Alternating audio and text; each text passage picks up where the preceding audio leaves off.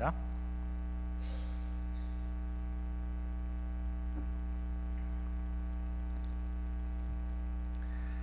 다리오 왕 제2년 여섯째 달 곧 그 달 초하루에 여호와의 말씀이 선지자 학개로 말미암아 스알디엘의 아들 유다 총독 스룹바벨과 여호사닥의 아들 대제사장 여호수아에게 임하니라. 이르시되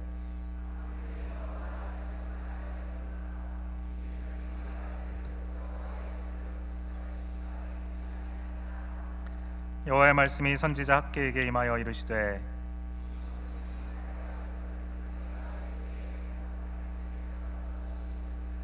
그러므로 이제 만군의 여호와가 이같이 말하노니 너희는 너희의 행위를 살필지니라.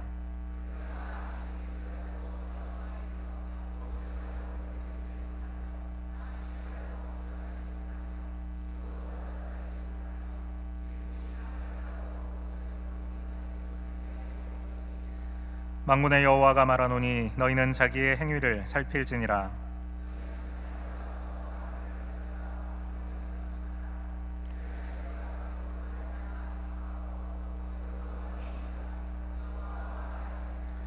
너희가 많은 것을 바랐으나 도리어 적었고 너희가 그것을 집으로 가져갔으나 내가 불어버렸느니라. 나 만군의 여호와가 말하노라. 이것이 무슨 까닭이냐? 내 집은 황폐하였으되 너희는 각각 자기의 집을 짓기 위하여 빨랐음이라.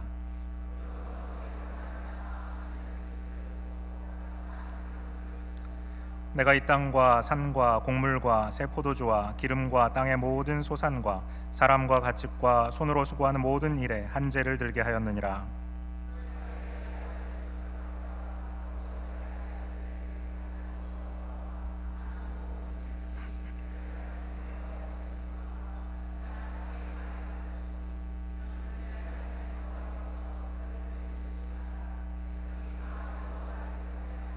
그때 여호와의 사자 학개가 여호와의 위임을 받아 백성에게 말하여 이르되 여호와가 말하노니 내가 너희와 함께 하노라 하니라.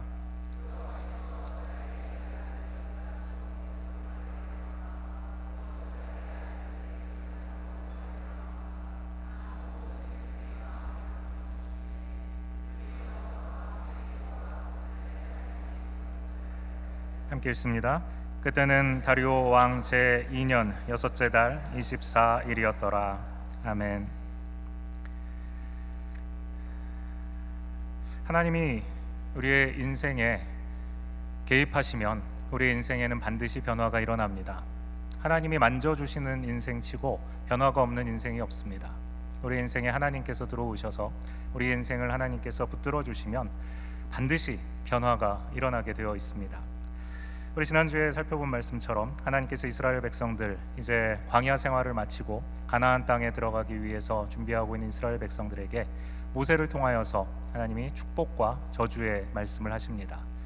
이제 가나안 땅에 들어갈 때 내가 너희와 함께 하겠다 하나님께서 약속하셨습니다. 하나님이 함께 하시는 인생에는 반드시 그에 따르는 결과가 있습니다.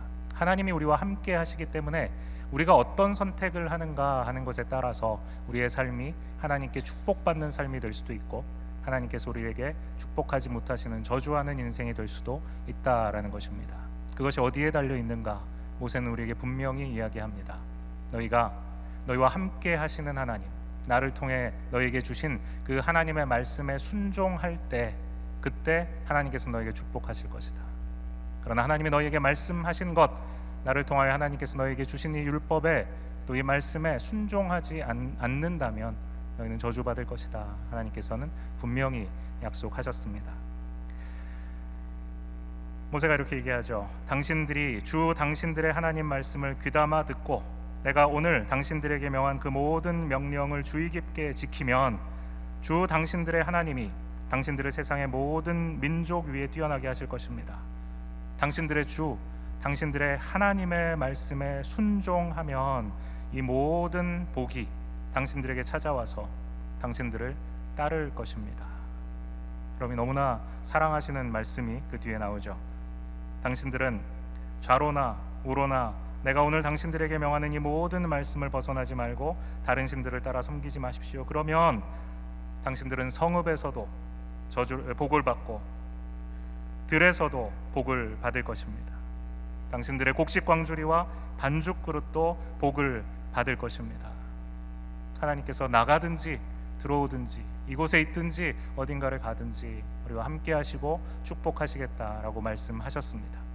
하나님이 우리 인생과 함께 하시기 때문에 하나님이 축복하시는 인생에 허락하신 축복입니다. 우리가 지난주에 살펴본 것처럼 그러나 또 다른 면이 있습니다. 하나님이 우리와 함께 하실 때, 하나님이 우리에게 말씀하실 때, 하나님이 우리의 그 말씀에 순종하라고 명령하실 때 그 순종의 명령을 따르지 않는다면 하나님께서는 이 모든 축복이 변하여 저주가 되게 하실 수 있다라고 말씀하셨습니다. 당신들이 주 당신들의 하나님의 말씀을 듣지 않고, 모세가 이야기합니다. 또 내가 오늘 당신들에게 명한 모든 명령과 규례를 지키지 않으면 다음과 같은 온갖 저주가 당신들에게 닥쳐올 것입니다. 당신들은 성읍에서도 저주를 받고 들에서도 저주를 받을 것입니다. 당신들의 곡식 광주리, 반죽 그릇도 저주를 받을 것입니다. 이스라엘 백성들이 바로 이 말씀을 붙들고 가나안 땅에 들어갔습니다. 하나님께서 그들을 축복하셨습니다. 그들이 가는 곳마다 그들을 막아서던 대적들을 물리칠 수 있었습니다. 그리고 그곳에서 하나님이 약속하신 대로 놀라운 왕국을 건설했습니다. 다윗의 통치, 하나님이 약속하신 그 놀라운 메시아가 다스리는 나라의 모델이 될 수 있는 그 놀라운 하나님의 축복을 바로 그 땅에서 받았습니다. 그러나 문제는 그들이 하나님의 말씀에 모세가 명령한 대로 올바로 순종하지 않을 때부터 시작되었습니다. 하나님께서는 그들에게 젖과 꿀이 흐르는 땅을 약속하셨습니다. 그곳에서 들어가서 하나님께서 약속하신 풍성한 삶을 누리며 살아갈 수 있다고 말씀하셨습니다. 그러나 전제는 그들이 하나님의 말씀, 그들이 들은 하나님의 그 말씀을 붙들고 그 하나님께 순종할 때였습니다. 그러나 그들은 이와 같은 하나님의 뜻대로 하는 순종에 실패하였습니다. 하나님은 우리에게 말씀하신 대로, 이스라엘 백성에게 말씀하신 대로 그들이 순종할 땐 축복하셨지만 그들이 하나님의 말씀에 불순종할 때는 말씀하신 그대로 하나님께서 그들에게 저주를 내리십니다. 그 결과가 무엇입니까? 이스라엘 백성들은 그들에게 하나님이 주셨던 그 약속의 땅에서 쫓겨나게 됩니다. 가나안 땅, 하나님께서 이스라엘 백성들을 통하여서 그 땅에 있는 사람들을 심판하셨던 이유는 그 땅에 하나님을 아는 것이 없고 죄악이 가득했기 때문입니다. 그래서 하나님을 아는 백성을 통하여서, 이스라엘 백성을 통하여서 그 땅을 정결케 하시고 그곳에 하나님의 나라를 세우셨습니다. 그런데 이스라엘 백성들이 그곳에 들어가서 똑같은 일을 행합니다. 하나님을 떠났습니다. 우상을 숭배합니다. 하나님의 명령에 더 이상 귀 기울이지도 순종하지도 않았습니다. 하나님께서는 그들을 이 땅에서 쫓아내십니다. 어떻게 하십니까? 그들이 바벨론의 침략을 받아서 포로로 끌려가게 됩니다.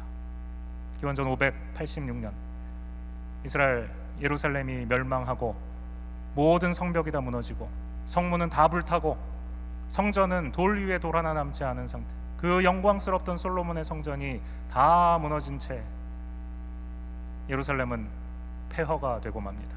사람들은 바벨론의 포로로 끌려갔습니다. 하나님이 우리의 인생에 함께 하신다라는 사실을 우리가 믿는다면 우리는 이 사실을 분명히 알아야 합니다. 하나님의 말씀을 듣고 하나님의 뜻대로 순종하며 살아가는 삶은 하나님께 축복받는 삶입니다. 그러나 하나님이 함께 계시다는 사실을 분명히 알매도 불구하고, 하나님이 나에게 원하시는 삶이 무엇인지 분명히 성경 말씀을 통하여 말씀해 주셨음에도 불구하고 그에 순종하지 않는 삶을 살아가면 하나님 우리에게 축복하시지 않는다는 사실입니다.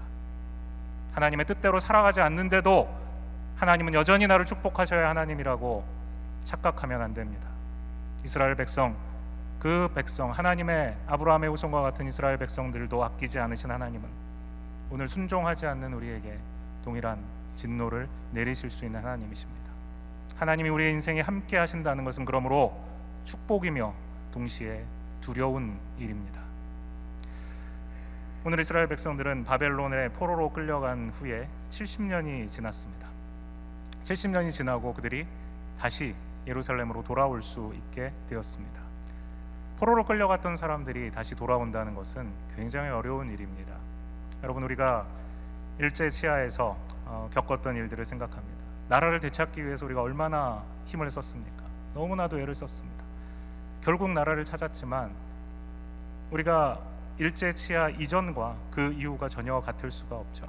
우리 역사를 살펴볼 때나 우리 민족의 정서를 살펴볼 때나 그 전과 그 후가 전혀 다를 것입니다. 이스라엘 백성들도 마찬가지입니다.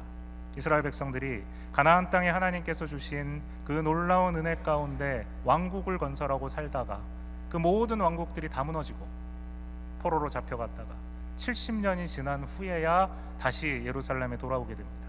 그 이전과 그 이후가 전혀 같을 수가 없는 것이죠. 이스라엘 백성들은 엄청나게 큰 교훈을 받았습니다. 왜 하나님이 그들에게 이와 같은 고난을 주셨는가? 그들은 질문하지 않았겠습니까? 아우슈비츠에 끌려갔던 유대인들이 그 참혹한 현실 속에서 끊임없이 던졌던 질문이 바로 그것 아닙니까? 하나님이 살아계시다면, 하나님이 살아계시다면 왜 우리가 이와 같은 고난을 겪는가? 하나님이 정말 우리와 함께 계신다는 것이 맞는가? 이스라엘 백성도 70년 동안 나라를 잃어버리고 그렇게 자랑스러워하던 성전이 다 무너진 채 바벨론의 강변에 앉아서 눈물 흘리며 이 질문을 했습니다. 바로 이때 선지자들이 일어납니다. 그들이 말합니다. 너희들이 이와 같은 고난을 당하는 이유가 무엇인지 아느냐? 모세의 말씀을 다시 읽어. 너에게 이와 같은 고난이 임한 것은 하나님이 계시지 않기 때문이 아니라 오히려 하나님이 계시기 때문이다. 하나님이 너희를 사랑하시지 않기 때문이 아니라 오히려 하나님이 너희를 사랑하시기 때문이다 라는 것입니다. 하나님이 사랑하시기에 너를 징계하시고 너를 다시 하나님께로 돌이키기 위한 것이다 라는 것입니다. 바벨론의 포로 70년의 세월 동안 이스라엘 백성들은 끊임없이 이 질문 앞에 하나님 앞에 구합니다. 하나님, 다시 기회를 주십시오. 하나님, 다시 하나님을 경외하는 백성으로 살아갈 수 있도록 우리를 회복시켜 주십시오. 애굽 땅에서 하나님 앞에 부르짖던 이스라엘 백성들의 기도를 들으신 하나님께서는 바벨론 땅에서 눈물 흘리며 기도하던 이스라엘 백성들의 기도를 또한 들으십니다. 그리고 그들을 다시 예루살렘으로 돌아오게 하십니다. 70년이 지난 후의 일입니다. 우리가 읽는 이 학계에서는 우리가 이번 주 다음 주에 계속해서 살펴볼 텐데 바로 그 포로기 이후에 돌아왔을 때 바로 이 선지자가 말하는 선지자의 이야기입니다. 학계, 또 스가랴, 에스라 모두가 다 동시대 같은 시대를 살았던 예루살렘을 중심으로 활동했던 선지자들입니다. 에스라서 1장 1절을 보면 이스라엘 백성들이 어떻게 돌아왔는가 하는 것이 나옵니다. 에스라 1장 1절에 이렇게 되어 있습니다. 페르시아 왕 고레스가 왕위에 오른 첫 해이다. 주님께서는 예레미야를 시켜서 하신 말씀을 이루시려고 페르시아 왕 고레스의 마음을 감동시키셨다. 고레스는 온 나라의 명령을 내리고 다음과 같은 조서를 써서 돌렸다라고 되어 있습니다. 자, 여러분 아마 질문이 있을 수 있을 것 같습니다. 잡혀간 건 바벨론인데 바벨론이 침략해 와가지고 이스라엘 백성들을 잡아갔는데 지금 에스라서의 시작은 페르시아 왕 바사 왕 고레스라고 되어 있죠. 이 70년 동안에 어떤 일이 일어났는가? 그 강성하던 바벨론, 그 누구도 대적할 수 없을 거라고 생각했던 이 바벨론이 멸망합니다. 바로 이 페르시아 바사에 의해 멸망해요. 왕국이 바뀌었습니다. 제국이 바뀌었어요. 바로 이와 같이 바벨론이 멸망하고 그리고 페르시아가 다시 서게 되는 이 놀라운 일들 가운데 하나님께서 페르시아의 왕 고레스의 마음에 말씀을 주십니다. 놀랍죠? 하나님의 백성들에게만 말씀하시는 것이 아니라 세상에 있는 사람들에게도, 세상 통치자에게도 하나님께서 역사하셔서 일하십니다. 그래서 우리 주님을 뭐라고 부릅니까? 만군의 주님이라고 부르십니다.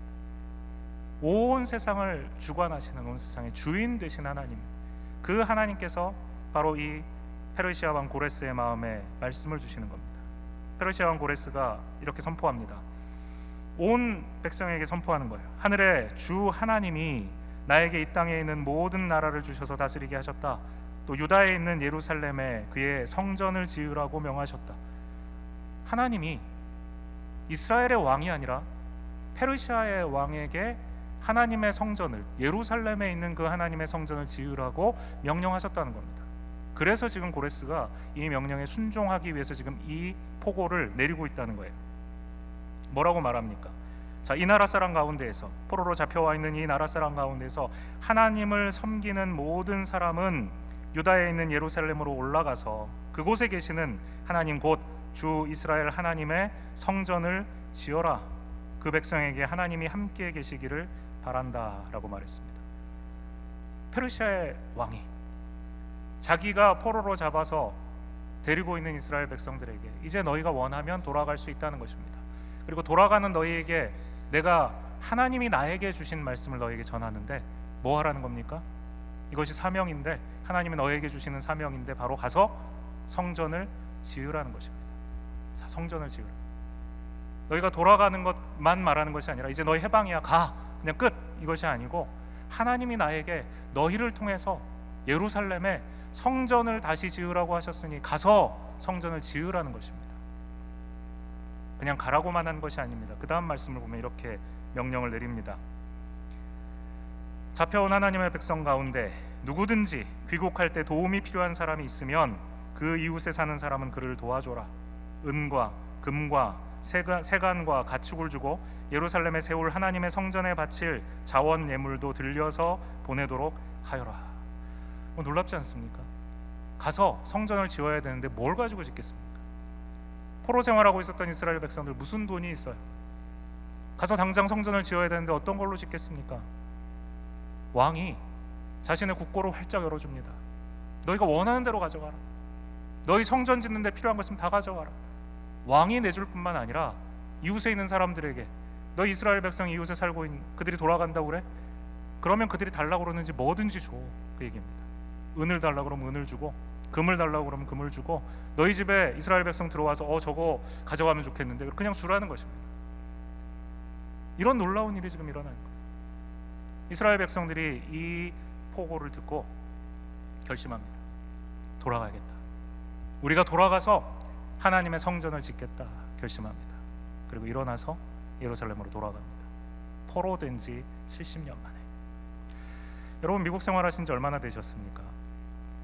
우리가 유학생들이 와서 유학생활 하고 나서 한국으로 돌아가게 되는 경우들이 있죠. 불과 한 5년 혹은 6년 살다가 돌아가서 한국에 적응하려고 해도 쉬울까요, 어려울까요? 굉장히 어렵습니다. 여러분, 여기서 20년, 30년 사셨는데 갑자기 한국 돌아가서 이제 살아야 돼, 그러고 가라고 그런 다음에 그러면 한국 가서 여러분 잘 적응이 되시겠습니까? 쉽지 않죠. 쉽지 않습니다. 자, 여기 이스라엘 백성들 70년을 살았어요. 우리 일지치하에서 몇 년 있었습니까? 그 짧은 시간, 짧지 않은 시간이었지만 그 시간 상대적으로 이 70년에 비하면 반밖에 안 되는 시간이었음에도 불구하고 그것이 우리에게 남겨놓은 굉장한 큰 상처들이 있잖아요. 회복이 안 되는 것들이 있죠. 이스라엘 백성들은 70년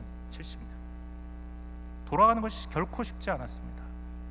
그런데 그들이 짐을 싸서 예루살렘으로 돌아가요. 자, 이것이 작은 결단이었습니까? 큰 결단이었습니까? 엄청난 결단입니다. 지금까지 그곳에서 아이로, 청년으로 잡혀갔던 자들은 그곳에서 죽고 노인이 됐어요. 그곳에서 2세, 3세들이 태어났습니다. 그들이 다 함께 지금 예루살렘으로 돌아간 거예요. 엄청난 결단이 아니면 일어날 수 없는 일입니다. 자, 그런데 이들이 가서 이제 성벽을 재건하고 성문을 다시 달고 그리고 성전을 건축하기 시작합니다. 놀라운 일이죠. 바로 이때 그들 주변에 있던 사람들이 있었습니다. 사마리아 사람들, 아수르 사람들입니다. 그들이 와서 이스라엘 백성들에게 이야기합니다. 사로잡혔다가 돌아온 사람들, 에스라 4장에 나오는 이야기입니다. 주 이스라엘의 하나님의 성전을 그들이 짓고 있다는 말을 유다와 베냐민의 대적이 들었습니다. 그래서 수룹바벨과 각 가문의 우두머리들에게 와서 말합니다. 아스리아 왕 에살핫돈이 우리를 여기로 데려왔을 때부터 이제까지 우리도 당신들과 마찬가지로 당신들의 하나님을 섬기며 줄곧 제사를 드려왔으니 우리도 당신들과 함께 성전을 짓도록 해 주십시오 라고 말합니다. 자, 이들에게 지금 누가 접근하고 있는지 잘 보셔야 돼요. 성전을 짓기 위해서 지금 왔습니다. 손 하나라도 지금 더 필요한 상황이에요. 누가 와서 여러분들에게 이걸 도와주겠다라고 하면 좋습니까? 싫습니까? 함께 지으면 더 좋잖아요. 주변에 있는 사람들 싸우지 않고 와서 같이 도와주겠다고 하면 얼마나 좋아요. 얼른 허락해 줄 것 같습니다. 근데 그렇게 하지 않아요. 사마리아 사람들, 아수르 사람들이 와서 예루살렘에 온 이스라엘 백성들에게 함께 성전을 짓도록 해달라. 스룹바벨이 거절합니다. 이렇게 말합니다. 당신들과는 관계가 없는 일입니다. 주 우리 하나님께 성전을 지어드리는 것은 우리가 할 일입니다. 페르시아 왕 고레스가 우리에게 명령한 대로 주 이스라엘 하나님의 성전을 짓는 것은 오로지 우리가 할 일입니다. 그들의 도움을 단호하게 거절합니다. 왜 거절할까요? 왜 거절할까요? 이스라엘 백성들이 가나안 땅에서 쫓겨나서 70년을 포로로 살면서 배운 게 한 가지 있습니다. 끊임없이 했던 그 질문, 왜 우리가 이와 같은 고난을 당하고 있는가? 거기에 대한 답을 찾은 것입니다. 우리가 이와 같이 되었던 것은 바로 하나님을 버리고 우상을 따랐기 때문입니다. 하나님을 버렸다고 해서 하나님을 믿는 믿음을 다져버린 것은 아니었습니다. 하나님도 믿고 가나안 땅에 있는 바알도 믿었던 것입니다. 하나님도 믿고 돈도 믿었던 것입니다. 하나님도 믿고 돈과 권력도 함께 믿었던 것입니다. 하나님은 이것을 기뻐하시지 않으셨습니다. 하나님은 질투하시는 하나님이십니다. 하나님의 영광을 그 누구와도 나누기 원하지 않으신 하나님입니다. 그런데 그런 하나님 앞에 하나님의 백성들이 두 마음을 품은 것입니다. 하나님이 이것을 원치 않으셨습니다. 영적인 혼합주의입니다. 이스라엘 백성들이 다시 돌아왔습니다. 또다시 사마리아 사람들이 찾아왔습니다. 아수르 사람들이 찾아왔습니다. 우리와 함께 하자. 스룹바벨과 이스라엘 지도자들은 즉시 깨달았습니다. 이것이 다시 우리를 유혹하는 세속주의, 우리를 유혹하는 혼합주의구나 하는 것을 압니다. 이 일은 하나님 앞에 순결하게 순수하게 하나님 앞에 우리의 모든 삶을 드리겠다고 결단한 하나님의 백성인 우리만이 할 수 있는 일이다라는 것입니다. 하나님의 백성은 순결해야 합니다. 하나님의 백성은 세상과 하나님을 겸하여 섬기는 사람들이 아닙니다. 하나님의 성전을 짓는 일, 하나님의 거룩한 하나님의 나라를 이루는 일, 그 일은 하나님도 섬기고 세상도 섬기는 사람들은 결코 할 수 없는 일입니다.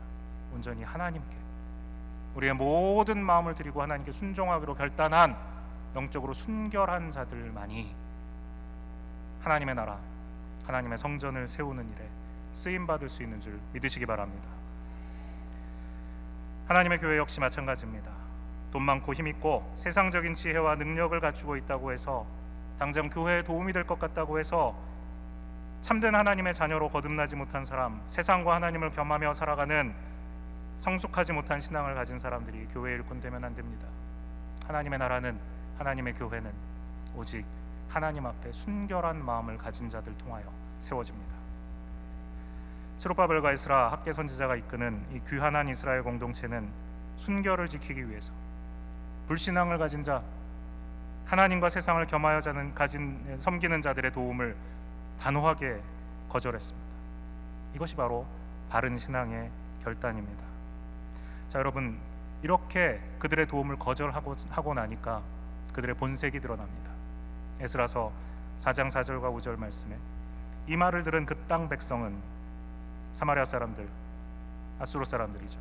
성전 짓는 일을 방해하며 유다 백성의 사기를 떨어뜨렸다. 그들은 관리들을 매수하면서까지 성전을 짓지 못하게 하였다. 이러한 방해는 페르시아 왕 고레스가 다스리던 모든 기간뿐만 아니라 페르시아 왕 다리우스가 통치하던 때까지 이어졌다. 그들이 대적이 된 것입니다. 돕겠다고 했던 그들이 사실은 도우려고 했던 것이 아니죠. 오히려 그 사역을 방해합니다. 심지어는 페르시아 관리들까지 매수해 가면서 일을 합니다. 페르시아 고레스가 이들을 보냈는데 고레스의 통치가 다 끝날 때까지 성전 시작만 해놓고 기초만 닦아놓고 일을 진행을 못하는 거예요. 성전 지으러 왔는데 언제까지요? 그 다음 왕인 다리오 때까지. 여기서 이제 이 다음 본문이 오늘 이제 학개서로 이어집니다. 우리가 이제 이번 주 다음 주에 학개서를 볼 거기 때문에 여러분 이 백그라운드를 좀 이해하시는 게 좋습니다. 학개서 2장 1절 말씀으로 한번 같이 볼까요? 학개서 1장 1절 말씀 한번 띄워주세요. 같이 한번 한 목소리로 읽어보겠습니다. 시작.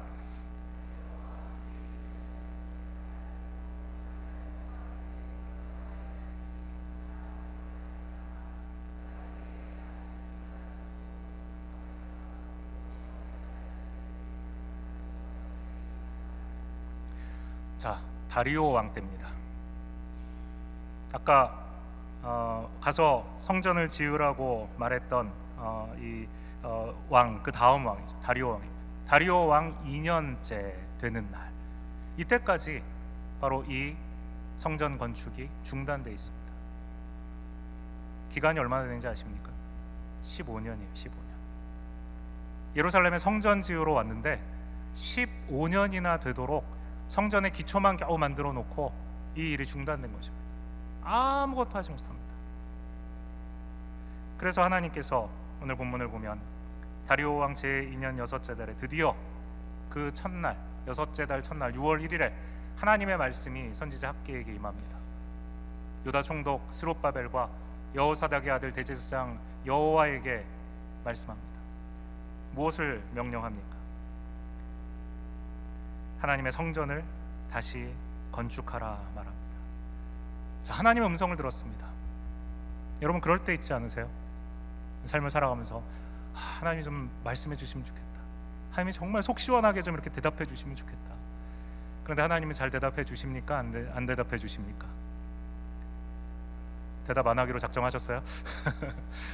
잘 대답해 주십니까? 안 대답해 주십니까? 잘 대답해 주세요. 안 돼요?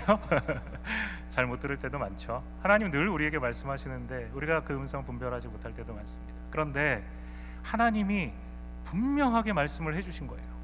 하나님께서 위임하신 바로 이 선지자 학개를 통해서 하나님께서 하나님의 음성을 들려주십니다.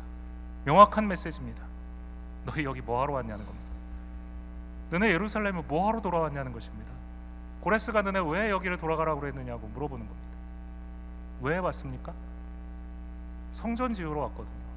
무너진 그 성전 다시 회복하기 위해서 온 거거든요.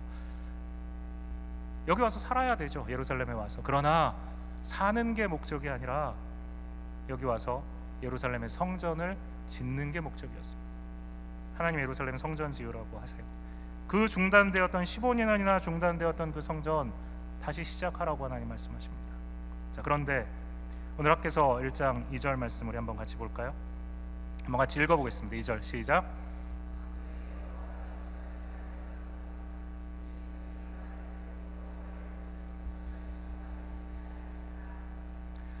하나님께서 성전을 지으라고 하세요. 그런데 백성이 뭐라고 말합니까? 여호와의 성전을 건축할 때가 되지 아니하였다라고 말합니다. 때가 되지 않았다. 도대체 언제가 때입니까? 하나님이 왜 예루살렘으로 이스라엘 백성을 보내셨어요? 성전 지으라고 보내셨거든요.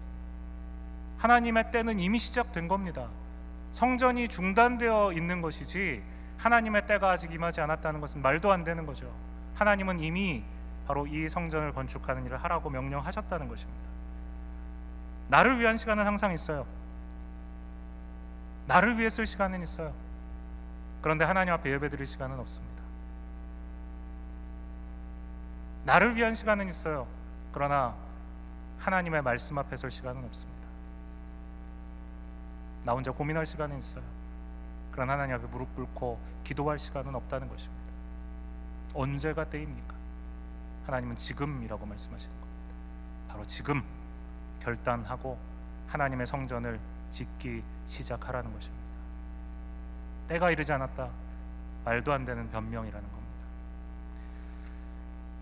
학개 선지자를 통해서 하나님이 이렇게 말씀하십니다. 3절과 4절 말씀 우리 한번 이어서 다시 한번 보겠습니다. 3절과 4절 시작.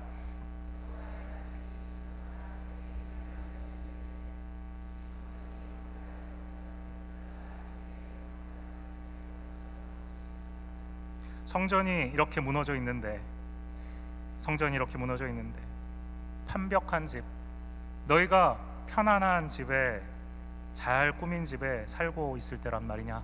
하나님 말씀하시는 것입니다. 15년이나 성전은 기초에서 단 하나도 올라가지 못한 채 무너져 있는데 이스라엘 백성들은 어떤 삶을 살았을까요? 그들도 여전히 텐트 치고 살았을까요?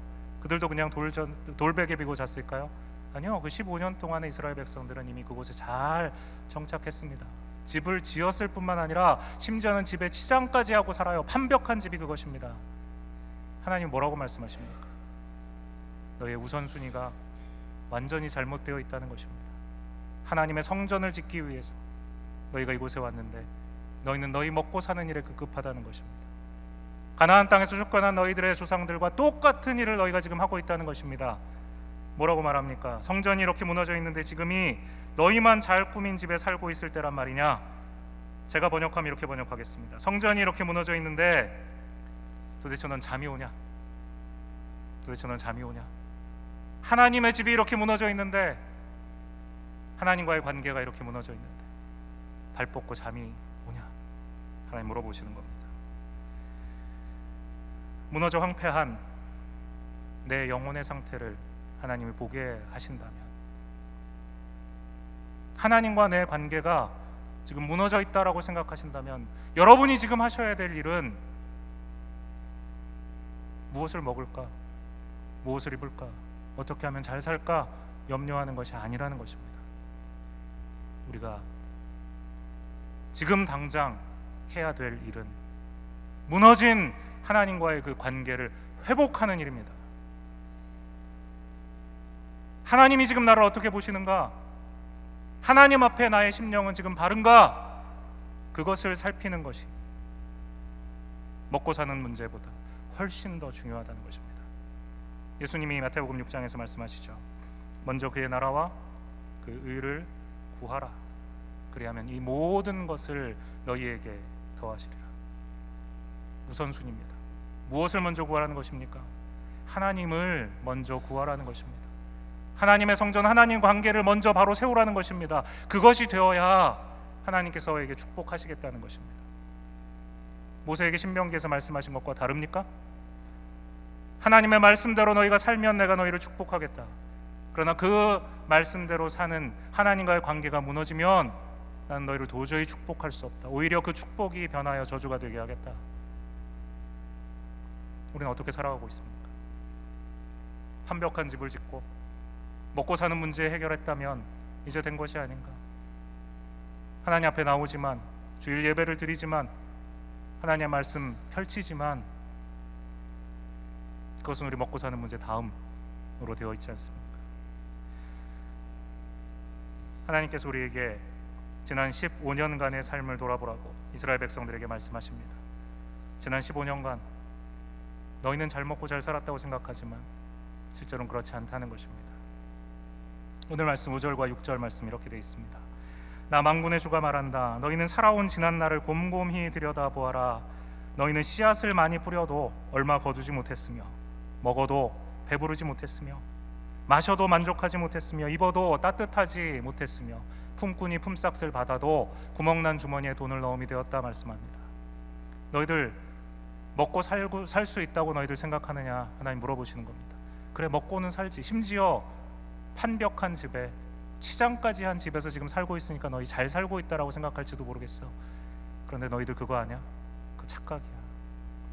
내가 너희들에게 약속한 축복은 이 정도가 아니야. 먹고 사는 문제 해결하는 것이 내가 너희에게 약속한 축복이 아니야. 나는 너희에게 풍성한 삶, 너희가 상상도 할 수 없는 축복을 너희에게 주기 위해서 70년 지나 다시 이곳에 너희를 인도해 왔다. 하나님 말씀하시는 것입니다. 그런데 지금 너희 삶이 어떠냐? 지난 15년 너희 생각해봐라. 하나님의 성전이 무너져 있고 너희가 우선순위가 잘못되어 있는 그 지난 15년 동안 너희 삶이 어땠느냐? 씨앗을 많이 뿌리지만 실제로 거둔 것은 적지 않았느냐? 아무리 먹어도 배부르지 않았느냐? 마셔도 만족하지 못하지 않았느냐? 입어도 따뜻하지 못하지 않았느냐? 품꾼이 품삯을 받아도 구멍난 주머니에 돈 넣는 거죠. 오늘로 말하자면 통장에 월급이 들어왔다 스쳐나가는 거죠. 나갈 때가 너무 많아. 들어오자마자 다 빠져나가. 오히려 마이너스가 되는 거죠. 이와 같은 삶이 내가 너희에게 약속한 풍성한 삶이 아니라는 것입니다. 다 무엇 때문입니까? 하나님 앞에 우선순위가 잘못되어 있기 때문입니다. 이 말씀 앞에 이스라엘 백성들이 하나님을 두려워하는 마음이 생깁니다. 12절과 13절 말씀에 하나님께서 이스라엘 백성들에게 학개 선지자를 통하여 말씀하시죠. 선지자 학개의 말을 들었으니 이는 그들이 하나님 여호와께서 그를 보내셨음이라. 백성이 나 여호와를 경외하며, 백성이 다 여호와를 경외하며. 하나님의 말씀이 이스라엘 백성들에게 임합니다. 학개를 통하여서 하나님이 세우신 예언자 학개가 한 말을 통해서 백성들이 하나님의 뜻을 알게 됩니다. 그러자 백성들에게 하나님을 두려워하는 마음이 생깁니다. 여러분, 하나님은 우리의 축복 자판기가 아닙니다. 예배라는 동전을 집어넣고 버튼 누르면 우리에게 축복하시는 하나님, 기도라는 동전 집어넣고 원하는 거 누르면 그거 주시는 하나님, 우리 하나님 그런 하나님이 아니십니다. 우리 하나님은 우리의 전부를 드리지 않으면 기뻐하지 않으시는 하나님이십니다. 우리에게 전부를 원하시는 하나님은 우리를 사랑하시는 하나님이지만 동시에 우리가 무한히 두려워해야 할 하나님입니다. 우리는 사랑하기에 하나님을 두려워합니다. 이것이 바로 하나님을 경외하는 것입니다. 하나님의 말씀이 이렇게 이스라엘 백성들에게 임했을 때 하나님은 그들의 마음을 흔들어 놓으셨습니다. 하나님께서 그들을 감동시키셨습니다. 하나님의 말씀이 우리 가운데 임하면 우리 안에 감동이, 우리를 흔들어 놓으시는, 우리의 마음을 뒤엎어 놓으시는 하나님의 역사가 일어납니다. 하나님의 말씀, 심판의 말씀을 들으면서도 내 마음이 딱딱하게 굳어 있고, 예수 그리스도의 십자가의 무한하신 은혜와 사랑을 들으면서도 내 마음속에 전혀 하나님의 그 사랑이 느껴지지 않는다면 나는 지금 심각한 영적인 질병에 걸려 있는 것입니다. 하나님 그의 말씀을 통해서 우리의 마음을 뒤흔들어 놓으십니다. 하나님 그의 말씀을 통해서 우리의 우선순위를 다시 뒤집어 놓으시기 원하십니다. 오늘 이 말씀 앞에 우리 함께 서기 원합니다. 하나님의 임재, 하나님이 함께 하시는 것, 성전, 완성된 그 성전 가운데, 이스라엘 백성 가운데 하나님이 임재하시고 그들과 함께 하시겠다고 약속하셨습니다. 오늘도 이 시간 하나님 앞에 마음을 바로 하고 하나님께 내 모든 것을 드리겠습니다. 나뉘어진 마음이 아니라 나의 온전한 마음을 주님께 드리겠습니다. 그렇게 결심하시는 모든 성도님들께, 그리고 그와 같이 결단하는 우리 공동체, 하나님께서는 임재하시겠다고 약속하셨습니다. 하나님이 함께 하심이 하나님이 우리에게 약속해 주신 모든 축복의 근거가 됩니다. 함께 기도하겠습니다. 하나님 아버지, 우리에게 오늘 말씀 주신 거 감사합니다. 우리가 건축해야 될 성전, 하나님과의 그 관계, 하나님과의 그 교제를 회복할 수 있도록 주님 도와주시옵소서. 오늘 나에게 잘못된 우선순위가 있다면 회개하게 하시고 15년이나 방치했던 성전을 이스라엘 백성들이 다시 건축하기 시작한 것처럼 나의 영혼을 다시 돌아볼 수 있게 해주옵소서. 내가 하나님 앞에 바로 서 있는지 나를 살피게 해주옵소서. 내 말씀 가운데 주께서 우리를 만져주신 것 믿습니다. 우리 안에 구체적인 결단과 변화 있게 해주옵소서. 예수님의 이름으로 기도합니다. 아멘. 우리 자리에서 일어나셔서